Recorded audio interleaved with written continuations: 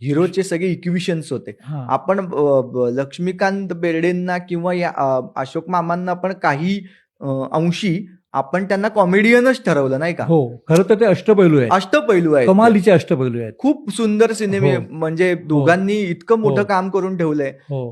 किंवा निळू भाऊ सुद्धा हो. हे सुद्धा हो. हिरोच आहेत एका प्रकारचे. हो. पण आपण त्यांना कॅरेक्टर आर्टिस्ट आणि ह्याच्यात अडकवून ठेवलं. तर मला म्हणून सातत्याने मला असं वाटत होतं, की मी कुठून हिरो होणार? असं एक असतं ना. बरं त्यावेळेला कसं होतं, की अंकुश दादा किंवा आणखीन भरत जाधव वगैरे? भरत सर होते. पण भरत सर तरी कॉमन फेसचेच आहेत हां, मला असं वाटतं. हां. पण सचित पाटील असतील किंवा असे हे सगळे लोक सिद्धार्थ चांदेकर असेल. सिद्धार्थ तर हल्लीचा झाला, पण हां. म्हणजे त्यावेळेस उमेश होता मला वाटतं, उमेश हो, उमेश कामत वगैरे. कामत. हां. हे लोक सगळे आजही आहेत, पण म्हणजे स्वप्नील सर आहेत, स्वप्नील जोशी. तर हे सगळे इतके गोरे गोमटे आणि हँडसम लोक यांच्यामध्ये आपण कुठे टिकणार असं ते होतं आणि हिरो कुठनं होणार?